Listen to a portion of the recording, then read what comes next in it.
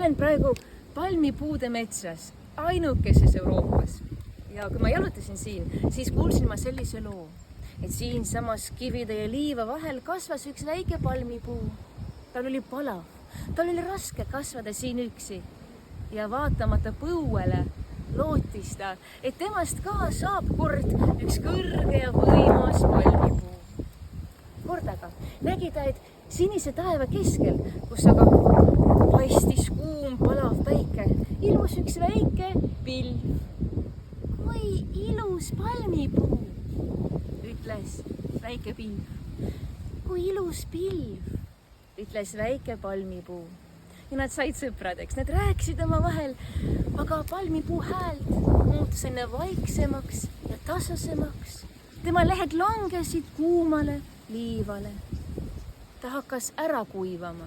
Oota, ütles väike pilv, ma sajan nüüd vihmane alla ja sina jääd ellu. Kuidas nii, küsis väike palmipuu, sa oled ju nii väike, aga sina ise. Ja väike pilv ütles talle, minu sees on piisavalt vett sinu jaoks ja kunagi me kohtume sinuga jälle. Ja väike pilv sadas vihmane alla, tilks, tolks, tilks, tolks. Iga selle veepiis küskui ütles, ma armastan sind, ma armastan sind. Aitäh, vastas väike palmipuu, ma armastan sind ka. Tema lehed tõusid üles, olid jälle erksad rohelised.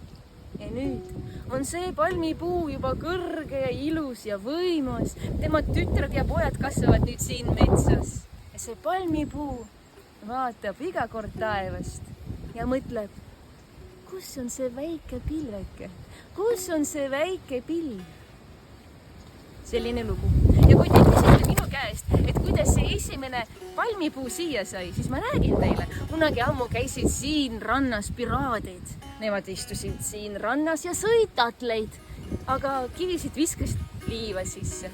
Ja ühest selle tatli kivist saigi see esimene palmipuu. Eks, et piraadid on ikka maias mokkad.